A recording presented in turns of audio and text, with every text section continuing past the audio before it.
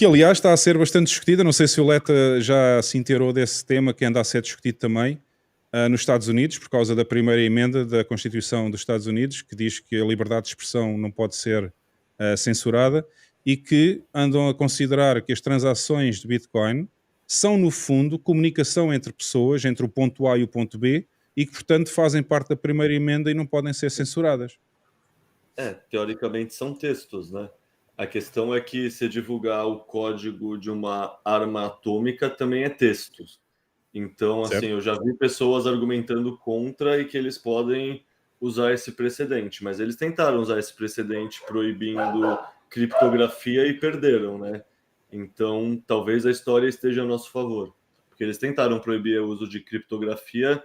Daí eu acho que foi o Adam Beck, inclusive, que vai no julgamento lá com uma camisa com um código impresso, assim, tipo, usar essa camisa é crime. E pela que o pessoal estava discutindo, seria. Mas não sei, querendo ou não, eu torço para essa abordagem dar certo. Eu só acho que, assim, sendo pragmático, se eles quiserem realmente perseguir, não é esses exercícios retóricos nossos que vão impedir o Leviatã de fazer alguma coisa. Isso é verdade, não é? Tudo o que o Estado quer fazer, no fundo, acaba por fazer à maneira deles, passando por cima de todos, não é? Se o Estado fosse justo, ele não era o Estado. Não, se o Estado, eu tenho uma frase diferente: se o Estado fosse justo, não existia. Não precisava ser da perspectiva libertária, para mim, eu não preciso do Estado para nada. O Estado nunca me ajudou em nada desde que eu nasci até hoje. Portanto, eu não preciso do Estado. A única coisa que o Estado precisa, o Estado é que precisa de nós para sobreviver, não é? Quando rouba os impostos e a inflação. Da nossa força de trabalho. Exatamente. E então, de outro ponto de vista, Leta, já agora, só para tentarmos concluir um bocadinho mais, portanto, já temos uma moeda que é descentralizada, que não tem controle estatal, que é impossível gastar duas vezes a mesma moeda, porque lá está, o Satoshi conseguiu inteligentemente descobrir a forma de não haver o gasto duplo, e era o gasto duplo e era a outra característica, que agora já me passou. A escassez digital, precisamente. E do ponto de vista mais, portanto, esta é a parte de vista, é o ponto de vista mais financeiro, um bocadinho tecnológico, e do ponto de vista cultural e do ponto de vista libertário ou político, ou associar a Bitcoin à liberdade individual, à soberania individual. Puta, ok, então essa é a hora que a gente solta a franga e a cabeça explode, né? Você conhece aquele paradoxo de Fermi? Sim. O paradoxo de Fermi, agora não estou a lembrar. Civilizações que chegam a determinada estágio e depois não é? Isso. A pergunta é, por que não encontramos vida inteligente e por que elas não encontraram a gente, se tem tantos planetas? Talvez não encontramos essa vida porque existiria um grande filtro, que não permitiria às civilizações, às espécies inteligentes em outros planetas se desenvolverem de maneira suficiente até conseguirem sair do seu próprio sistema solar. Talvez seja que a física de Einstein é o limite e a gente não consiga passar a velocidade da luz. Talvez a gente não consiga distorcer buracos negros e wormholes para fazer esse tipo de viagem. Talvez as espécies que ficam muito inteligentes se autodestruam por bombas atômicas, por inteligência artificial e etc. Nesse sentido, nesse cenário que são as espécies inteligentes se autodestruindo, o Bitcoin representa uma camada base de comunicação de valor que impede isso. Tipo, se os russos e os ucranianos e os chineses e os norte-coreanos e os americanos todos usassem a mesma moeda que ninguém pudesse intervir, a chance de dar pau, de dar guerra era muito menor. Você não consegue fazer sanção, você não consegue impedir trocas voluntárias, o Estado está menor. Então, desse ponto de vista, talvez o Bitcoin seja a construção dessa camada base de comunicação que permite, que dê mais força para as pessoas, desmonetize o Estado e permite à sociedade como um todo ter um novo renascimento, assim. Tem toda uma analogia de como as cidades-estados italianas foram as primeiras a ter moeda forte, de novo, pós Idade Média, etc., e que isso teria gerado o renascimento italiano. Florença, Veneza, essas cidades, assim. Então, assim, uma das várias coisas que o Bitcoin vai representar, no meu ponto de vista, é isso, tá ligado? É a separação do dinheiro com o Estado, que nem houve há 500, 600 anos atrás a separação da igreja para o Estado, e o que isso representa para a gente como civilização é cabuloso, assim, é gigante. É a mesma significância de separar a igreja do Estado. Ou seja, para mim essa é a tese mais libertária, a tese de olhar o Bitcoin como um bem monetário e entender como o bem monetário influencia nas pessoas, influencia no comportamento das pessoas, influencia a preferência temporal das pessoas, o que significa que a gente se torna imediatista, não constrói projetos para o longo prazo, a gente... Não sei, tudo aquilo que o Saifedean fala muito bem no padrão Bitcoin, né? Essa história de como o dinheiro sendo inflacionado deixa a gente com um horizonte temporal muito menor. Mas esse é só um lado, que é um lado maravilhoso. Se existisse só esse lado, já dava para ser 100% autista com o Bitcoin. Tem o outro lado, que é o lado da revolução energética. O lado da revolução energética eu comecei a estudar, eu comecei a ficar fascinado quando eu comecei a estudar justamente para rebater esse FUD do Elon Musk, essa história de faz mal para o meio ambiente, ESG e todos esses caralhos. E aí eu fui começando a ver mais podcasts do Marty Bent, vendo o Michael Saylor falar, sabe, correndo atrás dessa parte de mining. E, cara, na real, você consegue explicar a mineração de Bitcoin sem falar a palavra Bitcoin. E isso mostra o quão autista, o quão otimista, o quão bullish é essa tese. Que é o seguinte: o ser humano inventou uma tecnologia que é capaz de monetizar a energia que está sobrando por aí.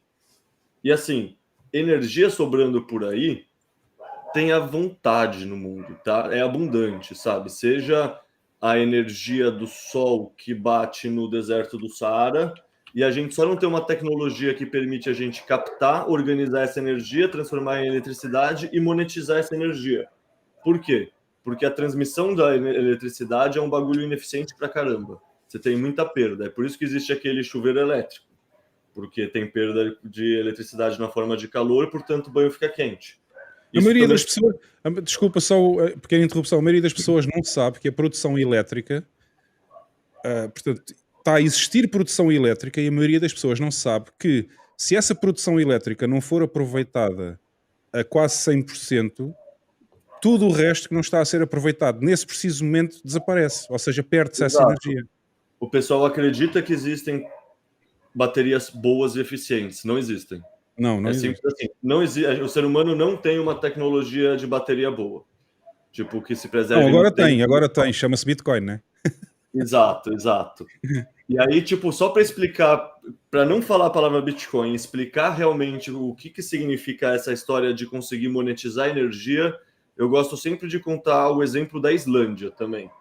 Que a Islândia é o quê? Aquela ilhazinha no meio da puta que pariu, longe de todo mundo, eles têm muita energia abundante. Eles estão em cima de vários vulcões, eles têm muita água por conta de degelo e tudo mais, eles têm open energia, seja hidrelétrica, seja geotermal.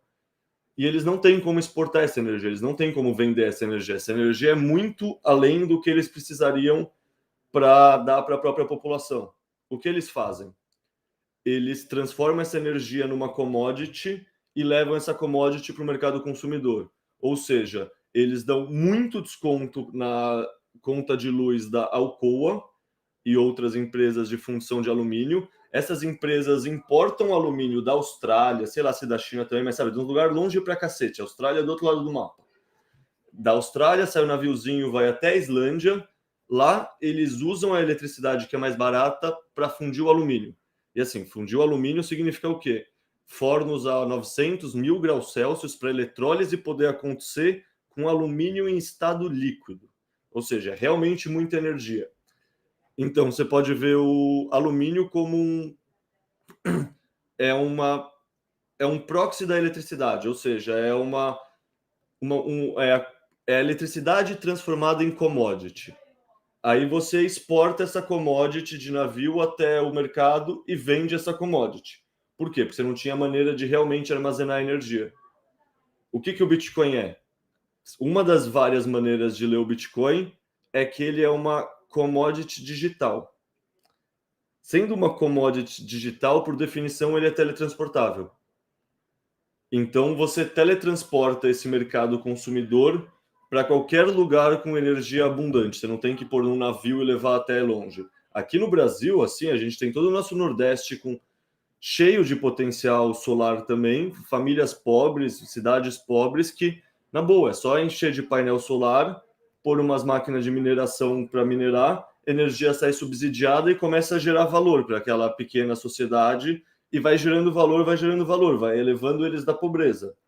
Essa lógica funciona para o Brasil, funciona para o Congo, funciona para o pessoal no deserto do Saara, funciona para o Afeganistão, tipo, funciona para muita gente que é muito pobre hoje em dia. E se você pensar, não existe pobreza, existe pobreza energética, sabe? O chapéu que você está usando, o óculos que você está usando, a camiseta, o microfone, tipo, tudo isso é basicamente matéria-prima mais energia igual a produto.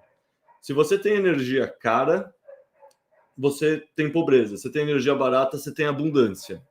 Então, o Bitcoin torna a energia mais barata para todo mundo. Então, assim, você pode explicar tudo isso sem falar sobre Bitcoin. Você pode falar, puta, tem essa tecnologia que permite monetizar a energia abundante. Então, se você tem estrume de cavalo e de vaca na sua fazenda, por que você não coloca um biodigestor e instala lá a sua maquininha de monetizar esse metano que está saindo do biodigestor? Se você existe aí um cara que já faz isso, né? Não, na Arthur é um dos nossos focos de pesquisa também, é biogás. A gente que trabalha com stranded gas, que é, sei lá, tanto flare quanto uns poços que só são tapados assim nos Estados Unidos, e estamos começando a pesquisar biogás também, porque biogás, metano é uma coisa maravilhosa que permite a gente se apropriar de toda a narrativa ESG, todos os subsídios ESG. A gente, como indústria mineração de Bitcoin, consegue se apropriar disso e usar a nosso favor. É maravilhoso, é o cavalo de Troia perfeito, assim. Tipo, o metano, em 20 anos, ele tem um efeito estufa 86 vezes mais agressivo do que o efeito do CO2, comparando uma molécula com uma molécula. Então, você conseguir queimar esse metano e transformar em CO2, você não é que você é carbono neutro, você é carbono negativo. Você é muito carbono negativo. Então, mineração de Bitcoin, a gente realmente pode falar que é uma indústria quando está mitigando a emissão de metano, seja em lixão, seja em esterco, seja em produção de petróleo. Você está realmente mitigando emissões. Então a gente se apropria assim, cavalo de Troia perfeito para todo o movimento Greta, tá ligado? É algo maravilhoso. Então, ou seja, para mim é isso, o Bitcoin é tão maravilhoso porque não tem uma, tem duas revoluções diferentes acontecendo ao mesmo tempo. Tem essa primeira revolução que a gente falou que é monetária, que é equivalente a uma revolução de 500, 600 anos atrás, que é equivalente à prensa, assim, vai tipo libertar a gente como estágio civilizacional. E tem essa outra revolução que, na minha opinião, é tipo, eu chamo isso nos meus textos, inclusive, que é a terceira revolução energética. Sendo a primeira quando a gente domina o fogo, começa a conseguir cozinhar alimento e a gente tem uma mudança de 0 a 1 no nosso padrão de consumo e de acesso à energia. Nossa segunda mudança de 0 a 1 de padrão de acesso e consumo de energia é quando a gente para de conseguir acessar energias presente no momento, no presente, e consegue acessar energia armazenada ao longo do tempo geológico e adensada. Ou seja, combustíveis fósseis. Seja gás natural, né, metano, seja carvão e seja petróleo. Tipo, a gente ouve todo esse lobby ambientalista reclamando do combustíveis fósseis, etc. Até hoje, 84% de toda a nossa energia no mundo utilizada são combustíveis fósseis. Então, assim, você não quer... São os idiotas do World Economic Forum, né? São. E pra gente aqui no Brasil, cara, eu faço uma live toda quinta com o João Grilo. A gente toda semana tem comentado como o pessoal aí da Europa caiu nisso, velho. É tipo, pra gente é surreal ver daqui o que tá acontecendo com o preço da energia na Alemanha, o que tá acontecendo. E aí ali é seca, né? E aí você vê a França se tomando no cu também, o preço. Não, e depois põe a culpa no Putin. O Putin é que tem culpa disto tudo. Ele é que está a cortar o gás para a Europa e tal. É uma fantochada, é uma palhaçada isso. Mas é assim, a maioria das pessoas que já estão afetadas aqui na Europa, eles não estão a aceitar muito bem, não. Isso está-se a ver lá na Holanda, os os agricultores também estão revoltados com essa situação e as pessoas não aceitam. O problema é que as pessoas contra o Estado normalmente ganham o Estado, né? Cara, é muito assustador ver isso, né? O quanto o mundo não é composto por pessoas técnicas, é composto por demagogos, as tomadas de decisão. Você vê o pessoal que se diz do lobby ambientalista, Greenpeace, etc. O pessoal é contra a energia nuclear. Porra! Tipo, Para cara, mim- você não é a favor para do mim- meio ambiente, você não estudou nada, então. Tipo, é isso que você tá falando. Para mim, Você é, tá para mim é a energia mais limpa que existe, né? É a energia mais limpa que existe. de longe. É assim, Mas a- tecnicamente é a energia mais limpa que existe. Mas tem falhas. E eu li um estudo, por acaso tenho um estudo em PDF aqui no computador que eu saquei há umas 2 ou 3 semanas atrás, em que eles fazem um cálculo de qual é o número de mortes provocada por kilowatt de cada energia. A energia que tem menos mortes por kilowatt é a energia nuclear. Tenho certeza. É que as pessoas têm medo do inimigo invisível, né? É. Tipo, é muito fácil assustar uma pessoa com algo que ela não vê. Por isso que essa coisa da pandemia também colou tão bem. É tipo a zona contaminada. Não vá na zona contaminada. Daí o pessoal mora embaixo de uma barragem de uma hidrelétrica e não pensa que se a barragem estourar, que nem aconteceu nas barragens de rejeito aqui no Brasil, leva tudo o que tem no caminho. Isso aí o pessoal pensa quando pensa no risco dessa fonte de energia? Não pensa. O ser humano é muito manipulável, né? As decisões não são técnicas, as decisões são na emoção e a emoção é muito manipulável. Bam, Carla, tem alguma perguntinha? Que eu não quero estar sempre a ser eu a falar. Estava aqui a pensar no Brasil, pronto, ok, os recursos hidroelétricos são muito vastos, ou os recursos hídricos, nomeadamente. Mas é assustadora a quantidade de barragens que cedem ou colapsam no Brasil. Muito assustador. Tipo, Mas Louco, pelo menos não? no Brasil eles têm 2, aqui em Portugal diz centrais nucleares, no Brasil diz usinas nucleares. Pelo menos no Brasil têm 2, né? Aqui na Europa é praticamente a Espanha, a França e a Alemanha. Sim. Mas mesmo aqui no Brasil é muito pouco. A gente poderia ter dado muito mais sequência no programa nuclear e não demos, assim. E aí a nossa geração de energia nuclear é o quê? Perto de cidades, não é um pouco mais, sabe? Tipo, você pode fazer de maneira racional. Aqui parece que nada foi feito de maneira racional. É pouco feito. Porque, querendo ou não, tipo, a tecnologia, para ela melhorar, ela precisa ter iterações, precisa ter continuidade. Você faz um projeto, não dá continuidade a ele, esse aprendizado se manteve, esse aprendizado vai evoluir. E, querendo ou não, é isso. Teve um desastre nos anos 70, 80, com uma tecnologia dos anos 50, mas, assim, quem de vocês pegaria um avião dos anos 60? Não, é óbvio que o avião está mais seguro hoje em dia do que era naquela época, sabe? A tecnologia iterou. Mas eu acho que no caso do Brasil, eu penso que terá a ver com haverem muitas opções energéticas. Sim. É um país muito vasto que tem muitos recursos energéticos e se calhar foi por isso, ou também por isso, é que nunca se explorou tanto a questão nuclear. Embora ainda estejam a tempo. Não é?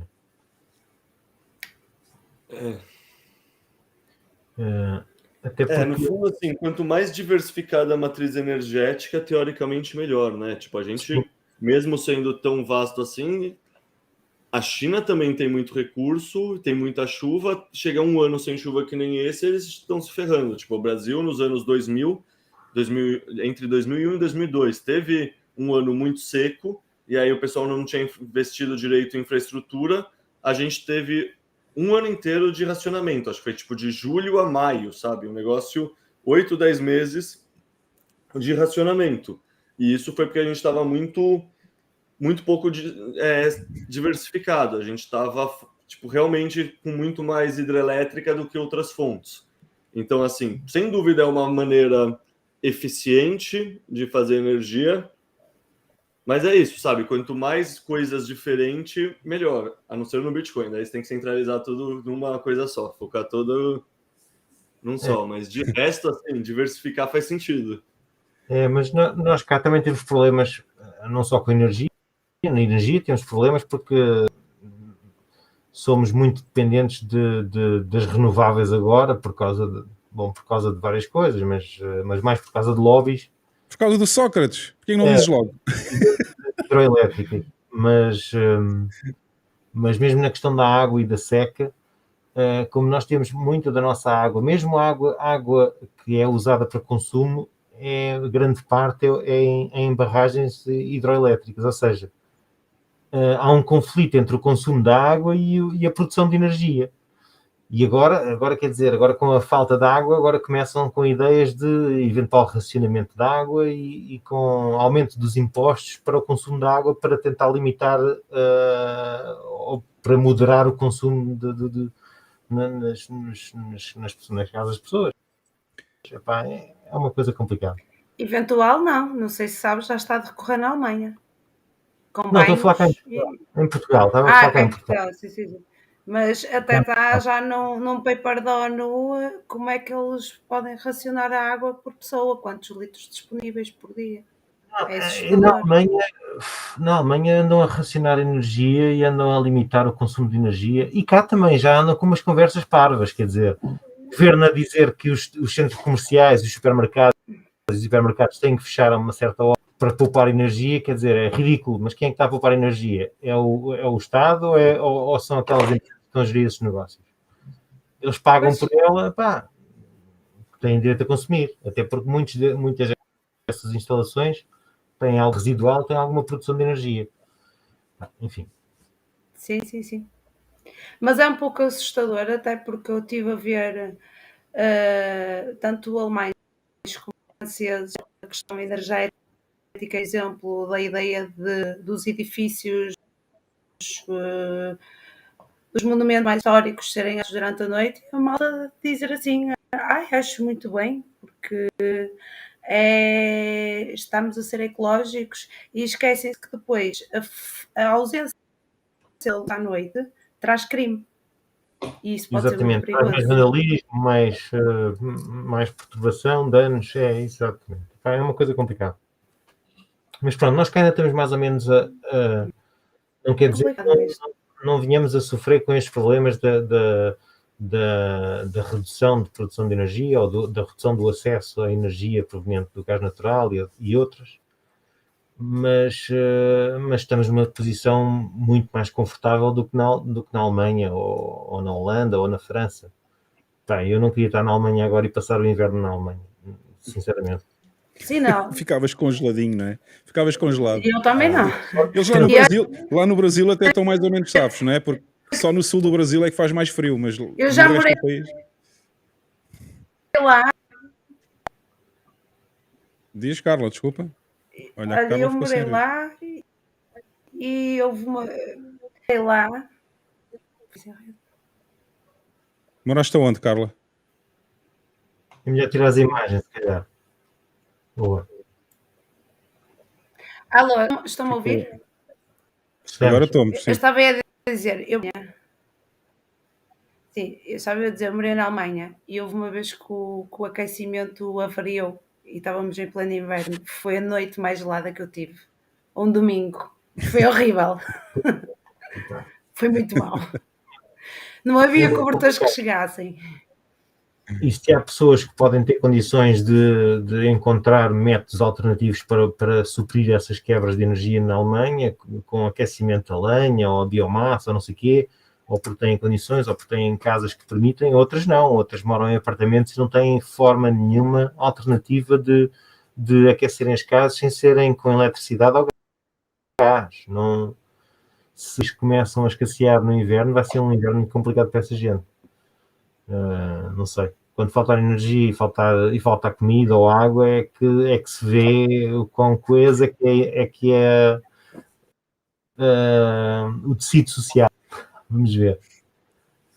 Pessoal, deixem-me só dar aqui um aviso.